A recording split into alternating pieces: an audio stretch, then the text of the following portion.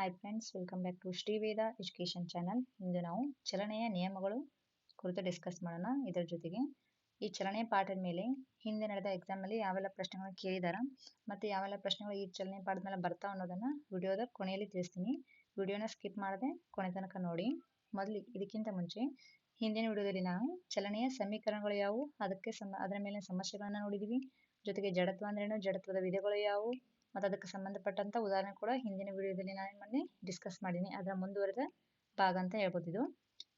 ಹಾಗಾದ್ರೆ ಬನ್ನಿ ಫ್ರೆಂಡ್ಸ್, ವಿಡಿಯೋನ ಸ್ಟಾರ್ಟ್ ಮಾಡೋಣ. ಚಲನೆಯ ನಿಯಮಗಳು ಅಂದ್ರೆ ಇಂಗ್ಲಿಷ್ನಲ್ಲಿ ಲಾಸ್ ಆಫ್ ಮೋಷನ್ ಅಂತ ಕರೀತಾರೆ. ಈ ಚಲನೆಯ ನಿಯಮಗಳನ್ನ ಆವಿಷ್ಕರಿಸಿದವರು ಯಾರಂತ ನೋಡೋದಾದ್ರೆ ಸರ್ ಐಸಾಕ್ ನ್ಯೂಟನ್ ರವರ ಚಲನೆಯ ನಿಯಮಗಳನ್ನ ಏನ್ ಮಾಡಿದ ಕಂಡುಹಿಡಿದಾರ. ನೆಕ್ಸ್ಟ್ ನ್ಯೂಟನ್ ಚಲನೆಯ 3 ನಿಯಮಗಳು ಅದಾವ. ಅವು ಯಾವಂತ ಒಂದೊಂದಾಗಿ ನೋಡ್ಕೊಂತ ಹೋಗೋಣ. ಚಲನೆಯ ನಿಯಮಗಳನ್ನು ವಿವರಿಸುವ ನ್ಯೂಟನ್ ರಚಿಸಿದ ಪುಸ್ತಕ ಯಾವ್ದಂತ ನೋಡೋದಾದ್ರ ಪ್ರಿನ್ಸಿಪಿಯಾ ಮ್ಯಾಥಮೆಟಿಕಾ ಫಿಲಾಸಫಿ ನ್ಯಾಚುರಾಲಿಸ್. ಈ ಪುಸ್ತಕದಲ್ಲಿ ನ್ಯೂಟನ್ ಏನ್ ಮಾಡಿದಾರ, ತನ್ನ ಚಲನೆಯ ನಿಯಮಗಳನ್ನ ಕುರಿತು ಏನ್ ಮಾಡಿದಾರ ವಿವರಣೆ ಮಾಡಿದಾರ. ಹಾಗಾದ್ರೆ ಇವಾಗ ನ್ಯೂಟನ್ ಚಲನೆಯ ಮೊದಲನೇ ನಿಯಮ ಏನ್ ಹೇಳ್ತೈತೆ ಅಂತ ನೋಡೋದಾದ್ರ, ಒಂದು ವಸ್ತುವಿನ ಮೇಲೆ ಬಾಹ್ಯ ಬಲ ಪ್ರಯೋಗವಾದಾಗ ಮಾತ್ರ ತನ್ನ ಸ್ಥಾನವನ್ನು ಬದಲಿಸುತ್ತದೆ, ಇಲ್ಲದಿದ್ದರೆ ಅದು ತನ್ನ ಸ್ಥಾನದಲ್ಲಿಯೇ ಮುಂದುವರಿತದೆ, ಅಂದ್ರೆ ವಿಶ್ರಾಂತ ಸ್ಥಿತಿಯಲ್ಲಿ ಮುಂದುವರಿತದೆ ಅಂತ ಹೇಳ್ತೈತಿ. ಅಂದ್ರ ಇದೊಂದು ವಸ್ತು, ಈ ವಸ್ತು ಮೇಲೆ ಬಾಹ್ಯ ಬಲ ಅಂದ್ರೆ ಹೊರಗಿನಿಂದ ನಾವು ಬಲ ಹಾಕಿದಾಗ ಮಾತ್ರ ಅದ ತನ್ನ ಇಲ್ಲಿದ್ದಂತ ಸ್ಥಾನವನ್ನ ಏನ್ ಮಾಡ್ತೈತಿ, ಇಲ್ಲಿಗೆ ಬದಲಿಸ್ತೈತಿ. ಇಲ್ಲಂದ್ರ ಇದ್ರ ಮೇಲೆ ನಾವು ಬಾಹ್ಯ ಬಲವನ್ನು ಅಪ್ಲೈ ಮಾಡಿದ್ರ ಹಾಕದೆ ಇದ್ರ ಏನಾಗ್ತೈತಿ, ಇದು ಯಾವ ಸ್ಥಾನದಾಗಿಲ್ಲ ಇದ ಸ್ಥಾನದಾಗ ಇಲ್ಲೇ ಇರ್ತೈತಿ, ಅಥವಾ ಅಂದ್ರ ವಿಶ್ರಾಂತಿ ಸ್ಥಿತಿಯಾಗಿ ಏನಾಗ್ತೈತಿ ಮುಂದುವರಿತೈತಿ ಅಂತ ಹೇಳ್ತಾರ. ಅಂದ್ರೆ ಒಂದು ವಸ್ತು ಬಾಹ್ಯ ಬಲ ಹಾಕಿದಾಗ ಮಾತ್ರ ಅದೇನಾಗ್ತೈತಿ ತನ್ನ ಸ್ಥಾನವನ್ನ ಬದಲಿಸ್ತೈತಿ, ಇಲ್ಲದಿದ್ರ ಆ ವಸ್ತು ಏನಾಗ್ತೈತಿ ಅದು ಎಲ್ಲಿ ಇರ್ತೈತಿಲ್ಲ ಅಲ್ಲೇ ಇರ್ತೈತಿ ಅಂತ ನ್ಯೂಟನ್ ಚಲನೆ ಮೊದಲನೇ ನಿಯಮ ಹೇಳ್ತೈತಿ. ಹಾಗಾದ್ರ ನ್ಯೂಟನ್ ಚಲನೆಯ ಮೊದಲನೇ ನಿಯಮನ್ನ ಜಡತ್ವದ ನಿಯಮ ಅಂತ ಕೂಡ ಕರೀತಾರ. ಹಾಗಾದ್ರೆ ಜಡತ್ವ ಅಂದ್ರೆ ಏನಂದ್ರ ಹಿಂದಿನ ವಿಡಿಯೋದಾಗ ತಿಳಿಸಿನಿ. ಜಡತ್ವ ಅಂದ್ರ ಒಂದು ವಸ್ತುವಿನ ನಿಶ್ಚಲ ಸ್ಥಿತಿದಾಗಿತ್ತಂದ್ರ ಅದರ ಸ್ಥಿತಿದಾಗ ಮುಂದುವರಿಯೋದು, ಅಥವಾ ಆ ವಸ್ತು ಏನಾದ್ರು ಚಲನೆ ಸ್ಥಿತಿದಾಗಿತ್ತಂದ್ರ ಚಲನೆ ಸ್ಥಿತಿದಾಗ ಮುಂದುವರಿಯೋದು. ಈ ವಸ್ತುವಿನ ಈ ಗುಣವನ್ನ ನಾವೇನಂತೀವಿ, ಜಡತ್ವ ಅಂತ ಹೇಳ್ತೀವಿ. ನೆಕ್ಸ್ಟ್ ನ್ಯೂಟನ್ ಚಲನೆಯ ಮೊದಲನೇ ನಿಯಮಕ್ಕೆ ಉದಾಹರಣೆ ನೋಡೋದಾದ್ರ, ಬಸ್ಸಿನಲ್ಲಿ ಪ್ರಯಾಣ ಮಾಡುತ್ತಿರುವಾಗ ವ್ಯಕ್ತಿ ಬ್ರೇಕ್ ಹಾಕಿದಾಗ ಮುಂದಕ್ಕೆ ಬಾಗುತ್ತಾನೆ. ಅಂದ್ರ ಬಸ್ನ ಇದು ನಮ್ಮ ಅನುಭವಕ್ಕೂ ಬಂದಿರ್ತೈತಿ ನೋಡ್ರಿ. ನಾವ್ ಒಂದ್ ವೇಳೆ ಬಸ್ನಾಗ ಚಲಿಸತ್ತೇವೆ ಅಂತ ಇಟ್ಕೋರಿ, ಅಲ್ಲಿ ನೋಡಿದ್ರೆ ಡ್ರೈವರ್ ಏನೋ ಸಡನ್ಲಿ ಬ್ರೇಕ್ ಹಾಕ್ತಂದ್ರೆ ನಾವೇನ್ ಮಾಡ್ತೀವಿ, ಅದ್ರ ಜೊತೆಗೆ ಏನ್ ಮಾಡ್ತೀವಿ, ಬ್ರೇಕ್ ಹಾಕಿದಾಗ ನಾವು ಮುಂದಕ್ಕೆ ಬಾಗ್ತೀವಿ. ಅಂದ್ರೆ ಅವಾಗೇನ ಇದ್ ಕಾರಣ ಜಡತ್ವ ಅಂತ ಹೇಳ್ಬೋದು. ನೆಕ್ಸ್ಟ್ ಕ್ರಿಕೆಟ್ ಆಟದಲ್ಲಿ ಬೌಲರ್ ಬೌಲಿಂಗ್ ಮಾಡಿದ ನಂತರವೂ ಸ್ವಲ್ಪ ದೂರ ಹೋಗಿ ನಿಲ್ಲುವುದು. ಅಂದ್ರೆ ಕ್ರಿಕೆಟ್ ಆಟ ನಡೀತೈತೆ ಅಂತ ಇಟ್ಕೋರಿ, ಬೌಲರ್ ಓಡ್ಕೊಂಡ್ ಬಂದ್ ಏನ್ ಮಾಡ್ತಾನ, ಬಾಲ್ ಮಾಡ್ತಾನ. ಅಂತ ಸಂದರ್ಭದಾಗ ಏನ್ ಮಾಡ್ತದ, ಆ ಬಾಲ್ ಹಾಕಿದ ತಕ್ಷಣ ಅಲ್ಲಿ ನಿಲ್ಲಂಗಿಲ್ಲ, ಒಂದೆರಡು ಹೆಜ್ಜೆ ಏನ್ ಮಾಡ್ತಾನ, ಬಾಲ್ ಜೊತೆ ನಾವು ಕೂಡ ಮುಂದೆ ಹೋಗ್ತಾನ. ಇದಕ್ಕೆ ಕಾರಣ ಏನಂದ್ರ ಜಡತ್ವ ಅಂತ ಹೇಳ್ಬೋದು. ನೆಕ್ಸ್ಟ್ ಕಾರ್ಪೆಟ್ ಜಾಡಿಸಿದಾಗ ಅದರಿಂದ ಧೂಳು ಹೊರ ಹೋಗುವುದು. ಅಂದ್ರ ಕಾರ್ಪೆಟ್ವನ್ನ ಒಂದ್ ವೇಳೆ ನಾವು ಬಹಳ ಫೋರ್ಸ್ ಹಾಕಿದಾಗ ಜಾಡಿಸು ಅಂದ್ರ ಅದ್ರಾಗಿನ ಧೂಳೆಲ್ಲ ಏನಾಗ್ತೈತಿ, ಹೊರಗೆ ಹೋಗ್ಬಿಡ್ತೈತಿ. ಇದಕ್ಕೂ ಕಾರಣ ಜಡತ್ವ ಅಂತಾನೆ ಹೇಳ್ಬೋದು. ನೆಕ್ಸ್ಟ್ ನಿಂತಿರುವ ಬಸ್ ಮುಂದಕ್ಕೆ ಚಲಿಸಿದಾಗ ಪ್ರಯಾಣಿಕರು ಹಿಂದಕ್ಕೆ ಬಾಗುತ್ತಾರೆ. ಇದು ಕೂಡ ನಮ್ಮ ದಿನನಿತ್ಯ ಜನ ಅನುಭವಕ್ಕೆ ಬಂದಿರ್ತೈತಿ ನೋಡ್ರಿ. ಒಂದ್ ವೇಳೆ ಬಸ್ ನಿಂತೈತೆ ಅಂತ ಇಟ್ಕೋರಿ, ಆ ಬಸ್ ಏನಾಗ್ತೈತಿ ಸಡನ್ಲಿ ಸ್ಟಾರ್ಟ್ ಆತಂದ್ರ ಮುಂದೆ ಹೋಗ್ತಂದ್ರ ಆ ಬಸ್ನಾಗ ಕುಳಿತಂತ ಪ್ರಯಾಣಿಕರಂದ್ರ ಅವ್ರ ಏನ್ ಮಾಡ್ತಾರ, ಹಿಂದಕ್ಕೆ ವಾಲ್ತಾರ, ಅಂದ್ರೆ ಹಿಂದಕ್ಕೆ ಬಾಗ್ತಾರ. ನೆಕ್ಸ್ಟ್ ಚಲಿಸುತ್ತಿರುವ ಬಸ್ಸಿನಿಂದ ಜಿಗಿದಾಗ 2-3 ಹೆಜ್ಜೆ ಮುಂದೆ ಹೋಗುದು. ಅಂದ್ರ ಒಂದ್ ವೇಳೆ ಬಸ್ ಹೊಂಟೈತೆ ಅಂತ ಇಟ್ಕೋರಿ, ಆ ಬಸ್ ಹೋಗುವ ಸಂದರ್ಭದಲ್ಲಿ ನಾವೇನ್ ಮಾಡೋದು, ಬಸ್ನಿಂದ ಇಳಿಯುವುದು ಅಥವಾ ಜಿಗಿದು ಅಂದ್ರ ನಾವೇನ್ ಮಾಡ್ತೀವಿ, ಬಸ್ಸಿನ ಜೊತೆಗೆ ನಾವು ಕೆಳಗೆ ಇಳಿದ ಮೇಲೆ ಕೂಡ 1-2 ಹೆಜ್ಜೆ ಏನ್ ಮಾಡ್ತೀವಿ, ಮುಂದೆನೆ ಹೋಗ್ತೀವಿ. ಇದಕ್ಕೂ ಕಾರಣ ಜಡತ್ವ ಅಂತ ಹೇಳ್ಬೋದು. ಹಾಗಾದ್ರೆ ನಮ್ಮ ಬಾಡಿ ಅಂದ್ರೆ ಮನುಷ್ಯನ ದೇಹದ ಕೂಡ ಏನಾಗ್ತೈತಿ, ಆ ಬಸ್ಸಿನ ಜೊತೆಗೆ ಜಡತ್ವದ ಪರಿಣಾಮವನ್ನ ಅನುಭವಿಸ್ತಿರ್ತೈತಿ. ಆದ್ರಿಂದ ಇವೆಲ್ಲ ನ್ಯೂಟನ್ ಚಲನೆ ಮೊದಲನೇ ನಿಯಮಕ್ಕ ಉದಾಹರಣೆ ಅಂತಾನೆ ಹೇಳ್ಬೋದು. ಇದಕ್ಕೆಲ್ಲ ಕಾರಣ ಜಡತ್ವ ಅಂತಾನೆ ಹೇಳ್ಬೋದು. ನ್ಯೂಟನ್ ಚಲನೆ ಮೊದಲನೇ ನಿಯಮ ಅರ್ಥ ಆಯ್ತು ಅನ್ಕೊಂಡಿದೀನಿ. ನ್ಯೂಟನ್ ಚಲನೆ ಎರಡನೇ ನಿಯಮ ಏನ್ ಹೇಳ್ತೈತೆ ಅಂತ ನೋಡೋದಾದ್ರ, ಒಂದು ವಸ್ತುವಿನ ಮೇಲಿನ ಒಟ್ಟು ಬಲ ಪ್ರಯೋಗವು ವೇಗೋತ್ಕರ್ಷಕ್ಕೆ ನೇರ ಅನುಪಾತದಲ್ಲಿದ್ದು ಹಾಗೂ ಆ ವಸ್ತುವಿನ ರಾಶಿಗೆ ವಿಲೋಮ ಅನುಪಾತದಲ್ಲಿ ಇರ್ತದೆ ಅಂತ ಹೇಳ್ತಾರೆ. ಹಾಗಂದ್ರ ಒಂದು ವಸ್ತುವಿನ ಮೇಲಿನ ಒಟ್ಟು ಬಲ ವೇಗೋತ್ಕರ್ಷಕ್ಕ ನೇರ ಅನುಪಾತದಲ್ಲಿದ್ದು ಆ ವಸ್ತುವಿನ ರಾಶಿಗೆ ಏನಾಗ್ತೈತಿ, ವಿಲೋಮ ಅನುಪಾತದಲ್ಲಿ ಇರ್ತೈತಿ ಅಂತ ಹೇಳ್ತೈತಿ.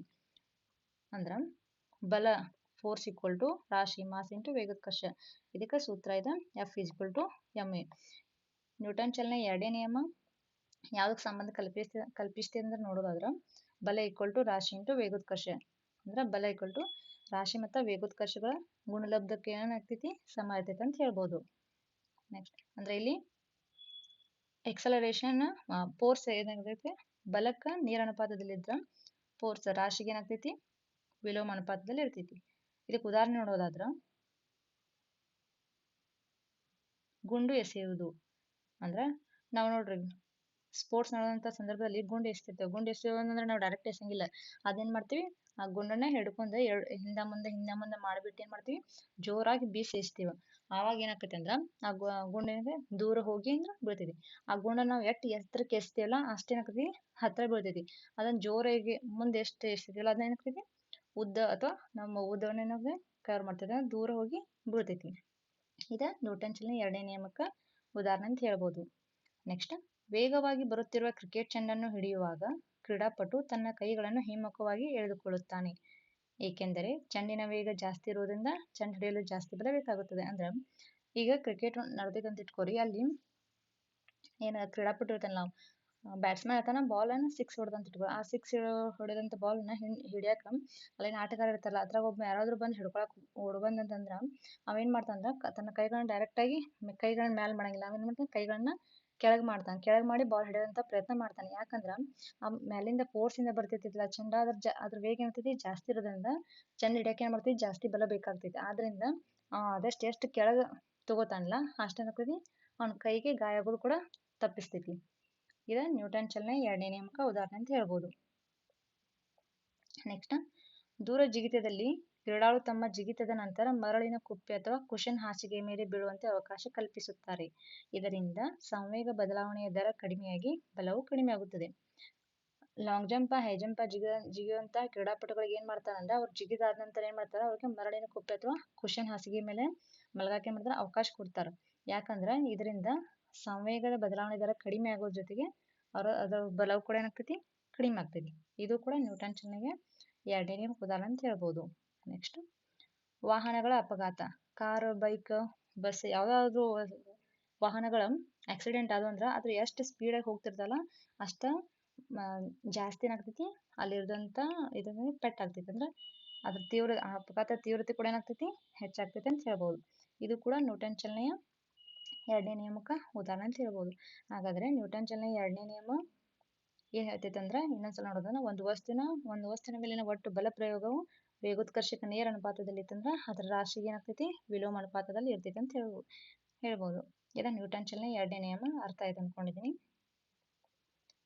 ಮೂರನೇ ನಿಯಮ, ನ್ಯೂಟನ್ ಚಲನೆ ಮೂರನೇ ನಿಯಮ ಏನ್ ಹೇಳ್ತೈತಿ ಅಂದ್ರ ಪ್ರತಿಯೊಂದು ಕ್ರಿಯೆಗೆ ಸಮವಾದ ಮತ್ತು ವಿರುದ್ಧವಾದ ಪ್ರತಿಕ್ರಿಯೆ ಇದ್ದೇ ಇರುತ್ತದೆ ಅಂತ ಹೇಳ್ತೈತಿ. ಹಂಗಂದ್ರ ಒಂದು ಕ್ರಿಯೆ ಐತಿ, ಈ ಕ್ರಿಯೆಗ ಸಮವಾದದ್ದು ಮತ್ತ ವಿಲೋಮವಾದಂದ್ರ ವಿರುದ್ಧವಾದ ಪ್ರತಿಕ್ರಿಯೆ ಇದ್ದೇ ಇರ್ತೈತಿ ಅಂತ ನ್ಯೂಟನ್ ಚಲನೆ ಮೂರನೇ ನಿಯಮ ಹೇಳ್ತೈತಿ. ಇದಕ್ಕೆ ಉದಾಹರಣೆ ನೋಡೋದಾದ್ರ ಒಂದು ಬಂದೂಕಿನಿಂದ ಗುಂಡು ಎಷ್ಟು ಬಲದಿಂದ ಮುಂದೆ ನುಗ್ಗುವುದು ಅಷ್ಟೇ ಬಲದಿಂದ ಬಂದೂಕು ಹಿಂದಕ್ಕೆ ಚಲಿಸುತ್ತದೆ. ಅಂದ್ರೆ ನಾವು ಬಂದೂಕದಾಗ ಗುಂಡು ಹಾಕ್ಸನೇನು ನಾವು ಜೋರ ಬಂದೂಕನ್ನ ಜಗ್ಗಿ ಎಷ್ಟು ಹಿಂದೆ ಜಗ್ಗಿ ಮುಂದ್ ಬಿಡ್ತೇವಲ್ಲ ಅದೆಷ್ಟು ಸ್ಪೀಡಾಗಿ ನಾವು ಮುಂದ್ ಬಿಟ್ಟಿದ್ರೆ ಅಷ್ಟ ಸ್ಪೀಡಾಗಿ ನಮ್ಗೆ ಏನಾಗ್ತೈತಿ ಬಂದೂಕ್ ಏನಾಗ್ತೈತಿ ಹಿಂದಕ್ಕ ಬರ್ತೈತಿ. ಮತ್ತೆ ಇದಕ್ಕೆ ಇನ್ನೊಂದು ಎಕ್ಸಾಂಪಲ್ ಕೊಡೋದಂದ್ರ ಒಂದು ಬಾಲ್ ತಗೊಂಡ್ ನಾವು ಲೆದರ್ ಬಾಲ್ ತಗೊಂಡ್ ಗೋಡೆಗೆ ಜೋರಾಗಿ ಬೀಸ್ತಂತ ಇಟ್ಕೋರಿ, ನಾವ್ ಎಷ್ಟ್ ಸ್ಪೀಡಾಗಿ ಆ ಬಾಲ್ನ ಗೋಡೆಗೆ ಎಸ್ತಿರ್ತಿವಲ್ಲ ಅಷ್ಟ ಸ್ಪೀಡಾಗಿ ಏನಾಗ್ತೈತಿ ನಮ್ಗ ರಿಟರ್ನ್ ಬರ್ತೈತಿ. ಅಂದ್ರೆ ಕ್ರಿಯೆಗೆ ಪ್ರತಿಕ್ರಿಯೆ ಆಗ್ಬಿಡ್ತೈತಿ ನಮ್ಗೆ. ನೆಕ್ಸ್ಟ್, ಇದಕ್ಕೆ ಇನ್ನೊಂದು ಉದಾಹರಣೆ ಹೇಳೋದಾದ್ರ ಈಜುಗಾರ ಎಷ್ಟು ವೇಗವಾಗಿ ನೀರನ್ನು ಹಿಂದಕ್ಕೆ ತಳ್ಳುತ್ತಾನೋ ಅಷ್ಟೇ ವೇಗವಾಗಿ ಮುಂದಕ್ಕೆ ಚಲಿಸುತ್ತಾನೆ. ಇದೊಂದು ನದಿ ಇದೆ ಅಂತ ಈ ನದಿದಾಗ ಈಜಾತಾನಂದ್ರ ಒಬ್ಬ ಈಜುಗಾರ ಏನ್ ಮಾಡ್ತಾನ, ಅವ ತನ್ನ ಎರಡು ಕೈಗಳಿಂದ ಏನ್ ಮಾಡ್ತಾನ, ಎರಡು ಕೈಯಿಂದ ನೀರನ್ನು ಹಿಂದ್ ಒತ್ತತಾನಲ್ಲ ಅಷ್ಟ ಅವ ಏನ್ ಮಾಡ್ತಾನ ಮುಂದ ಅಷ್ಟ ಸ್ಪೀಡ್ ಮುಂದ ಏನ್ ಮಾಡ್ತಾನ ಚಲಿಸ್ತಾನ. ಇದು ನ್ಯೂಟನ್ ಚಲನೆ ಮೂರನೇ ನಿಯಮಕ್ಕೆ ಉದಾಹರಣೆ ಅಂತ ಹೇಳ್ಬೋದು. ನೆಕ್ಸ್ಟ್, ಬೋಟ್ನ ತುದಿಯಿಂದ ನದಿಯ ದಡಕ್ಕೆ ಜಿಗಿದಾಗ ನಾವು ಮುಂದಕ್ಕೆ ಚಲಿಸುತ್ತೇವೆ, ಬೋಟ್ ಹಿಂದಕ್ಕೆ ಹೋಗುತ್ತದೆ. ಅಂದ್ರ ಬೋಟ್ ತುದಿ ಇದೆ ಅಂತ ಇಟ್ಕೋರಿ, ಈ ತುದಿಯಿಂದ ನಾವೇನ್ ಮಾಡೋಣ ನದಿ ಇಲ್ಲಿ ಸೈಡ್ ನದಿ ಇರ್ತಿಲ್ಲ, ಈ ಬೋಟ್ ಬಿಟ್ಟು ನಾವು ನದಿ ಮೇಲೆ ಜಿಗದು ಅಂದ್ರ ಅವಾಗ ಏನಾಗ್ತದೆ ಅಂದ್ರ ಬೋಟ್ ಏನಾಕತಿ ಹಿಂದಕ್ಕ ಹೋಗ್ತೈತಿ. ನಾವ್ ಮುಂದಕ್ಕೆ ಹೋದಂಗ ಬೋಟ್ ಏನಾಗ್ತೈತಿ ನಾವ್ ಎಷ್ಟು ಸ್ಪೀಡ್ಲಿ ನಾವು ಬೋಟ್ದಾಗಿಂದ ನದಿ ಒಳಗ್ ಜಿಗ್ತೀವಲ್ಲ ಅಷ್ಟ ಸ್ಪೀಡ್ ನದಿ ಬೋಟ್ ಏನಾಗ್ತೈತಿ ಹಿಂದಕ್ಕೆ ರಿಟರ್ನ್ ಬರ್ತೈತಿ.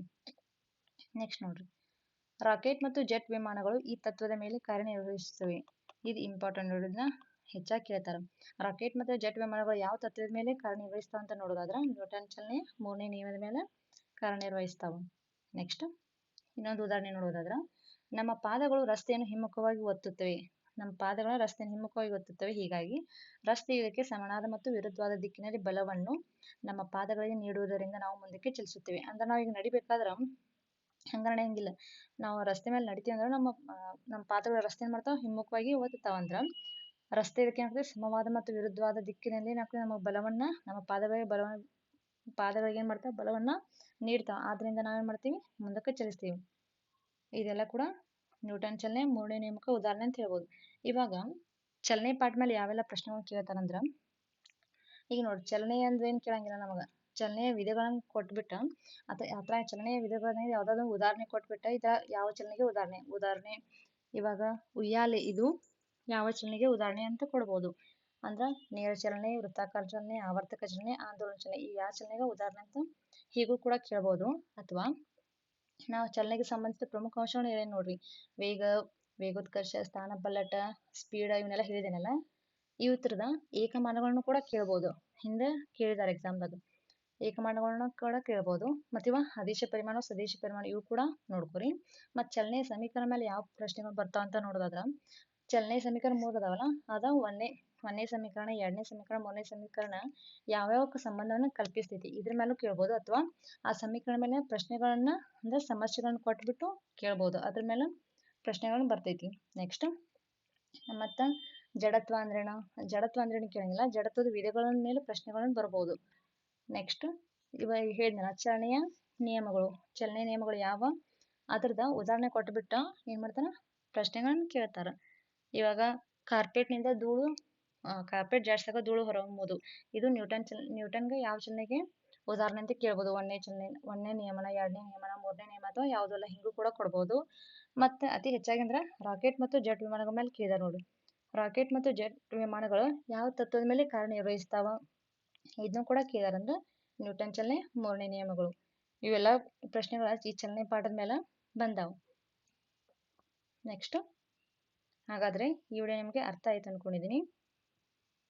ಈ ವಿಡಿಯೋ ಯಾರೆಲ್ಲ ವಿಡಿಯೋನ ಫಸ್ಟ್ ಟೈಮ್ ವಾಚ್ ಮಾಡ್ತಿದ್ರೆ ಈ ವಿಡಿಯೋ ನಿಮಗೆ ಇಷ್ಟ ಅನಿಸಿದ್ರೆ ಲೈಕ್ ಮಾಡಿ, ಶೇರ್ ಮಾಡಿ, ಕಮೆಂಟ್ ಮಾಡಿ. ನಿಮ್ಮ ಅನಿಸಿಕೆ ಅಭಿಪ್ರಾಯನ ಕಮೆಂಟ್ ಬಾಕ್ಸ್ ನಲ್ಲಿ ಹಾಕಿ ಅಂತ ಹೇಳ್ತೀನಿ. ಮತ್ತು ಸಬ್ಸ್ಕ್ರೈಬ್ ಮಾಡೋದನ್ನ ಮರಿಬೇಡಿ. Thanks for watching.